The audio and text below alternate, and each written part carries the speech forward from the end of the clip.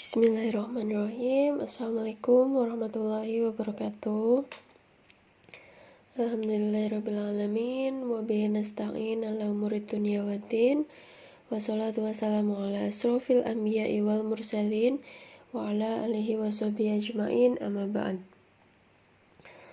Selamat pagi teman-teman semuanya. Semoga ya, insya Allah, semoga teman-teman semua dalam keadaan sehat walafiat, senantiasa diberikan hidayah, perlindungan, dan kasih sayang oleh Allah Subhanahu wa Ta'ala. Amin ya Rabbal 'Alamin. Alhamdulillahirrabbilalamin. Hari ini Senin 14 Maret 2022, kita memasuki perkuliahan minggu ketiga. Mari kita lihat RPS kita. Di pertemuan pertama kita membahas RPS, kontrak, dan tugas-tugas ya. Di pertemuan kedua kita membahas tujuan dari suatu bisnis. Dan hari ini di pertemuan ketiga kita akan belajar bersama tentang pemangku kepentingan dalam bisnis.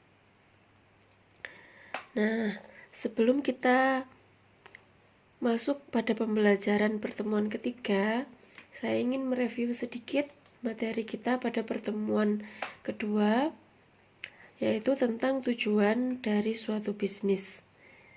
Kita ingat kembali tentang dari mana laba berasal, kemudian sumber daya yang digunakan untuk menghasilkan produk dan jasa, dan juga nanti akan ada tugas untuk teman-teman tentang poin yang kedua ini, tentang bagaimana pebisnis muslim memahami laba.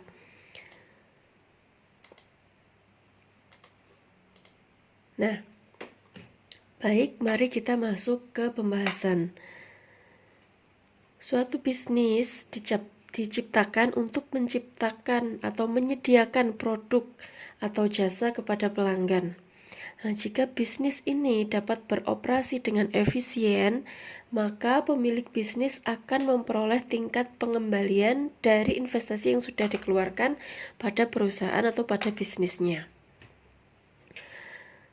Pada pertemuan kedua, kelompok presenter sudah presentasi dengan sangat baik. Terima kasih kelompok presenter. Saya ingin menambahkan sedikit karena waktunya tidak cukup untuk saya di pertemuan kedua ya. Sekali lagi saya ucapkan terima kasih kepada kelompok presenter yang sudah presentasi dengan sangat baik di minggu sebelumnya, dan izinkan saya untuk menambahkan ya teman-teman. Saya ulangi. Jadi suatu bisnis diciptakan untuk menyediakan produk atau jasa kepada pelanggan. Nah, jika bisnis ini bisa beroperasi dengan efisien, maka pemilik bisnis bisa memperoleh tingkat pengembalian dari investasi yang sudah dikeluarkan untuk bisnisnya itu. Selain itu, bisnis juga menciptakan lapangan pekerjaan, sehingga suatu bisnis tidak hanya memberikan keuntungan bagi pemilik, tetapi juga pada seluruh pemangku kepentingan. Nah, pemangku kepentingan akan dibahas pada pertemuan ketiga. Jadi, pada materi pertemuan kedua ini, ada beberapa hal yang harus diputuskan oleh pemilik bisnis. Apa saja itu? Pertama, apakah bisnis yang diciptakan ini ada gunanya? Kemudian, sumber daya apa saja yang dibutuhkan oleh bisnis ini untuk memberikan pelayanannya? Kemudian, jenis pemangku kepentingan yang mana yang harus dilayani oleh bisnis ini? Kemudian, apa saja yang harus dilaksanakan untuk mengelola bisnis ini? Pertanyaan-pertanyaan itu sudah teman-teman jawab di bisnis model kanvas teman-teman. Itulah mengapa pada pertemuan pertama saya membahas terlebih dahulu tentang bisnis model kanvas ini. Jadi teman-teman sudah memiliki ide bisnis. Di setiap pertemuannya Materi-materi yang kita bahas, teman-teman bisa sambil mencocokkan pada ide bisnis teman-teman. Kita kembali ke RPS kita. Jadi dari mana laba berasal? Bisnis didirikan untuk melayani kebutuhan pelanggan kan, dengan harapan untuk memperoleh laba.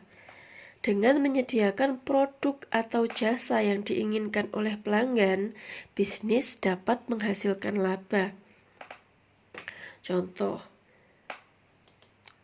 perusahaan Wardah. Wardah menyediakan produk kecantikan, perawatan wajah, dan kosmetik yang halal. Tentunya Wardah akan memperoleh pendapatan dari penjualan produknya. Sama halnya juga dengan perusahaan jasa. Tadi Wardah itu contoh untuk perusahaan yang menyediakan produk ya. Kemudian perusahaan yang menyediakan jasa, contohnya apa? Misalkan ini Pegas ya. Saya ambil ini dari websitenya Pegas. Perusahaan gas negara. Sama halnya dengan perusahaan yang menghasilkan produk. Secara sederhananya, baik itu perusahaan yang menghasilkan produk atau menghasilkan jasa,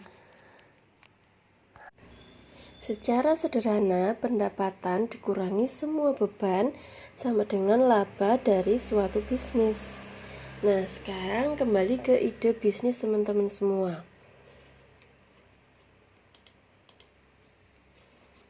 Laba yang diperoleh dari bisnis baru tergantung pada 3 kondisi ini, teman-teman. Yang pertama, harus ada permintaan atas produk atau jasa yang ditawarkan. Karena kalau tidak ada permintaan, berarti tidak bisa ada pendapatan. Kalau tidak ada pendapatan, berarti tidak ada laba, ya. Kedua, harus menarik pelanggan. Karena kalau tidak ada pelanggan, berarti tidak ada pendapatan itu tadi. Yang ketiga, harus menjaga agar pendapatan lebih besar daripada beban.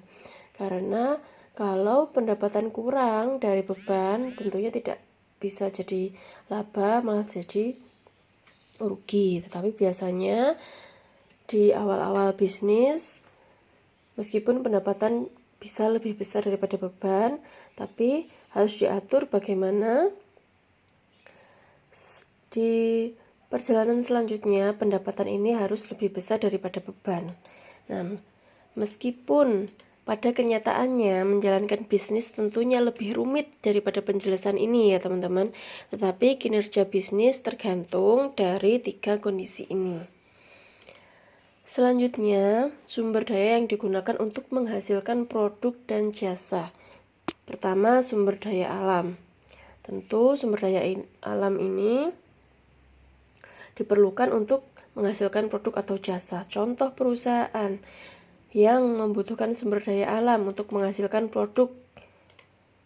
Contohnya ini, Astra Agro Lestari. Ini saya ambil dari websitenya Astra ya. Kemudian, tentunya setiap bisnis membutuhkan sumber daya manusia yang mampu melakukan pekerjaan bagi suatu bisnis itu tadi.